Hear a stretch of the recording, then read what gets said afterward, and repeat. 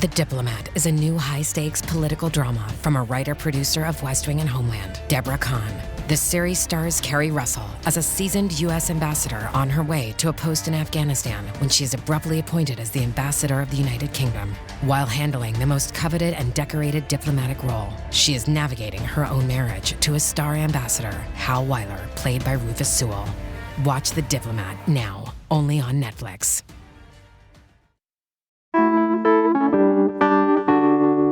Our city is hosting the U.S. Coffee Championships this weekend. Competitors from all over the country are packing into the Oregon Convention Center to compete for various titles such as Best Latte Art or Best Roaster. But the most well-known and sought-after trophy is for that of Best Barista in the country. And last year, Portland's own Morgan Eckroth took that honor, the first Portland barista to do so. So today on CityCast Portland, we're cheering Morgan on by sharing our chat with them from earlier this year. It's a great primer if you've never heard of our TikTok famous barista champ or didn't know that coffee championships were even a thing. It's Thursday, April 20th. I'm Claudia Meza, and this is what Portland's talking about.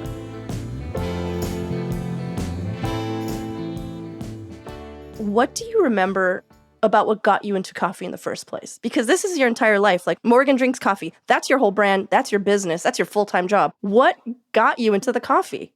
Yeah, so I was kind of a late bloomer with coffee. I didn't drink it growing up. And so my first experience with it was when I turned 16. I ended up stopping by a coffee shop purely out of curiosity. Like, walked in, of course, had no idea what I was ordering. I think I just picked something off the menu and being like, I don't know what it is, but I love this space. It was this combination of being surrounded by creative people.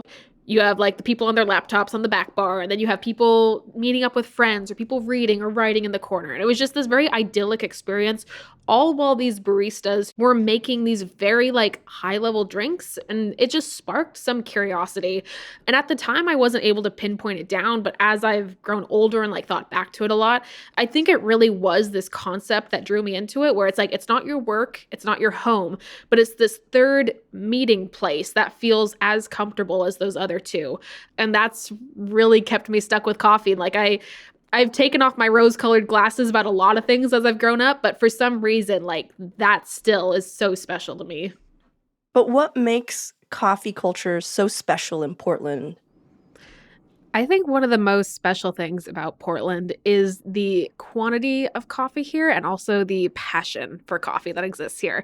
You can walk pretty much down any major city block and probably find one, if not two or more coffee shops run by people who are passionate and who care about hospitality.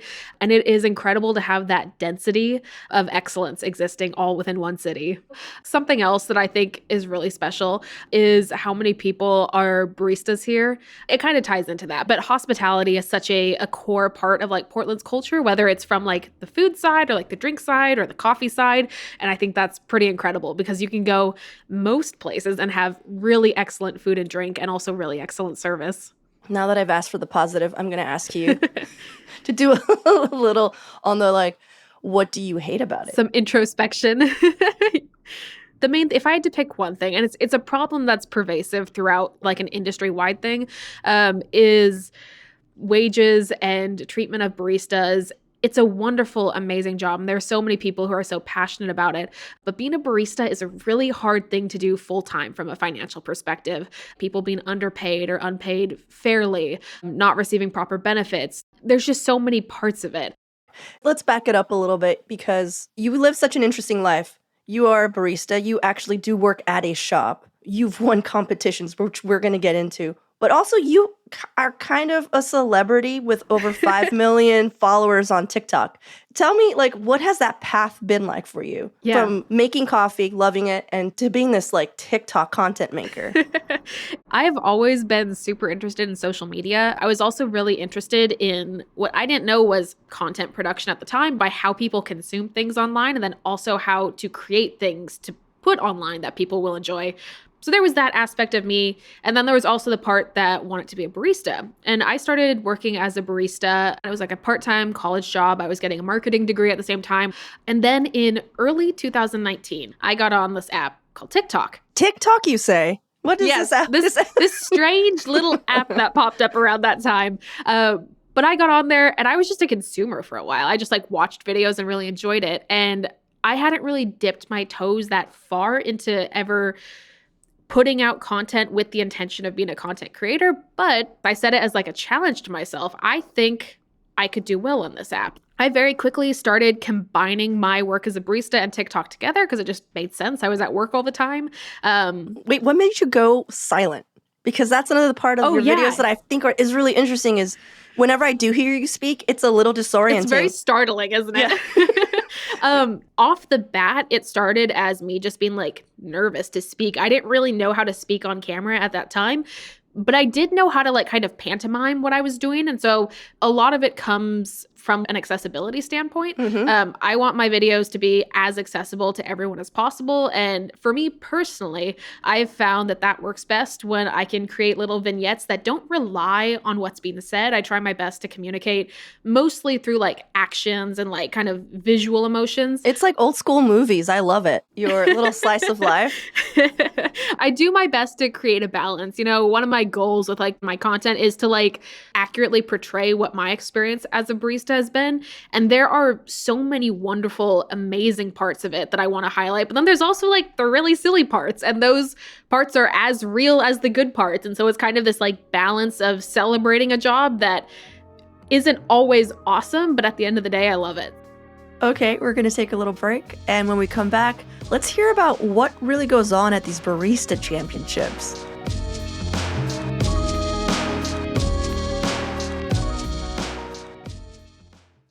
So this year's been a pretty big year for you. You won 2 championships. You've won the U.S. Coffee Championship. Yes. And you're the only Portland champ, which is fantastic. Thank you for doing that for us. Because Seattle's done it like, I don't know, a gajillion times. And I was counting and I was like, I know, I was like, again. Portland needs its little moment, though. Yeah. So then that naturally entered you into the World Barista Championship, which has been happening for like decades. And only 2 Americans have won it. And you were runner-up? Runner-up, yes. I wish I'd won it. That is huge. I've always been kind of interested in these barista like championships, sort of the same way that I've been interested in like sommeliers and how they do things. Because to me, it's very similar. They're very comparable, yes. Yeah, because it's also just like what they're putting you through is insane. You're like, this is a drink. Like, what are they doing? And it's like, oh, it gets worse. So what goes into the competition? Like, what are you trying, especially compared to like the U.S. championship to the world championship? Like, I'm wondering if it prepared you for the world championship or if it was completely different. Yeah. So they have very similar formats to them. Barista championships exist all over the world. Many, many different countries hold them. The goal of barista championships at all levels is to select an ambassador that is representative for the coffee industry and for like baristas as like a job/career. And what they do is they've put together a competition that is geared towards highlighting a lot of the skills that go into your job as a barista, but kind of taking them to the next level. Because if you've watched barista routines, you know they don't necessarily look like what you're going to experience in a cafe, but it's like a very like... It's like a TED Talk. It's like, yeah, it's like a magnified version of it. So it's a 15-minute routine. You are presenting a panel of sensory judges, a theme, and a very like memorized and written out script. So you're giving them tasting notes, and you're also giving them tactile calls, which is like, what is the weight of the coffee in your mouth? What is the texture? Is it juicy? Is it dry? Like those sorts of things. And the judges will score you essentially based on the accuracy of those tasting calls. So that's the core of the point system. And then you also have technical judges who are hovering behind you, watching things like cleanliness and workflow. And I'm going to pause you there. They're not just hovering. They are in your business. Your face. Like I don't know how you kept your grace and remembered all your words. They are very well trained. You know, honestly, as invasive as it can look from an audience perspective, for me on the stage, I don't even notice them. Like they are so good at their jobs that they are just out of your line of sight where it's not a problem, but they're still able to capture all the information they need. It's a very cool skill to have. I've always been really jealous of people who can drink these fancy milk coffee drinks because my body rejects milk. Like me too. Really? The amount of lactate I take during competition season is incredible. Morgan, this is what the entire interview should be about, is how You survived. It does feel like survival. That's a good word. Yeah, no, it is. I was going to say, like, my body rejects milk with the same fervor that, I don't know, like a Pentecostal, like, revival rejects the devil. I wish I could drink it. I really do. It's delicious, but my body does not love it. Oh my God. Okay. Wow. That was like our plot twist. That was Secretly lactose sensitive. Yeah. What was your showstopper? The signature beverage that I served at the World Barista Championship was kind of a take on a coffee cream soda. So we had the espresso that we were serving from the coffee we were highlighting. We had multiple different types of citrus. Both of the citrus juices we used tied back into Colombia, which is where my coffee is from. We used freeze distilled milk, which is essentially just a very, very, very high fat content milk. So it's similar to half and half. We used that inside it. It was chilled. It also had like a simple syrup in there. And then that was all carbonated in this really cool like cocktail carbonation system called a Perlini. So it ended up being carbonated and yet like really creamy and rich. And then we garnished it with orange blossom water and star anise tea. And so it created this really cool like aromatic experience of these just intense florals. And then underneath was this sweet, effervescent, creamy coffee cocktail. And it was very tasty.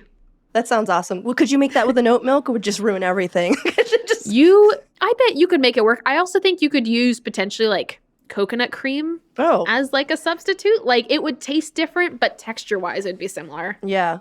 So you're still working as a barista. Like, what's it like working your barista job and having all this very niche fame?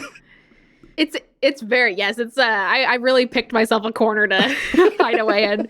I do get recognized on occasion while working shifts. I feel very blessed to work a job that people like want to say hello to me because of. Like, that's a very cool thing that I don't take for granted. That being said, like, when I'm working as a barista, I am clocked in just like everyone else is there. I have a shift to work. You know, it's a very like normal everyday experience, but it also is such a treat to be able to like have people come in and be able to like make them coffee, because that's what I love doing. And to be able to do it to people who it might mean a little bit more to is a very cool thing. I mean, coffee culture does have just that bit of like hipster elitism, and I feel like that's not your work. Those aren't your videos. What is it that you're trying to do that's different than the cliched, let's say, beanie hipster Portland barista? Yeah, I think a lot of my content, especially early on, could be perceived as that. You know, even if my intentions are good in like kind of celebrating this job, there are definitely times in the past where I think I've like not taken the right tone and, you know, whatever. Ultimately, though, I think a lot of those kind of claims to like pretentiousness or like the hipster barista stereotype come from a knowledge gap that just exists between some baristas and some consumers. In specialty coffee, we are often trained with extensive knowledge about the science and the supply chain behind this coffee. And so they are coming at it from a very high level, whereas you have consumers who, and not to any fault of their own, but might not have that same knowledge base. And so with a lot of my content, my goal was to hopefully bridge that gap, if not a little bit, or at least push people in the right direction, because ultimately the goal is always like the betterment of the coffee industry. And if we aren't able to explain why we as professionals care about coffee to other people, and if we aren't able to meet them where they are, then I think it'll be very hard to progress forward. So a lot of my content, a lot of my goals, especially nowadays, are just figuring out where, for lack of a better word, the general public is, and figuring out how I can kind of start them on this journey of like, hey, I want to like teach you why I love this thing so much, but you're over here and I'm over here. So let's figure out how we get you from point A to point B. Well, Morgan, thank you. I appreciate you taking the time to speak to us. Thank you for having me. You can follow Morgan on most platforms using her handle @MorganDrinksCoffee. We'll throw a link to her videos in the show notes. And now it's time for your microdose of news. New Oregon state regulations are harshing mellows at cannabis farms. The state is now requiring cannabis to be tested for aspergillus, which is a very common mold that most people can safely breathe every day, although it could be dangerous for those who are severely immunocompromised. The cannabis industry is concerned that these new safety standards could lead to a significant increase in cannabis crops failing testing. And yesterday, we passed along REI's official statement that their store closure in the Pearl District was due to crime. But Oregon Business is now reporting that workers are offering another possible motive. According to one account, worker conditions got so bad after hours were severely cut that a food pantry was installed inside a store's office because workers were showing up to shifts hungry. For even more local news and events, sign up for our daily newsletter, Hey Portland. We'll throw a link in the show notes.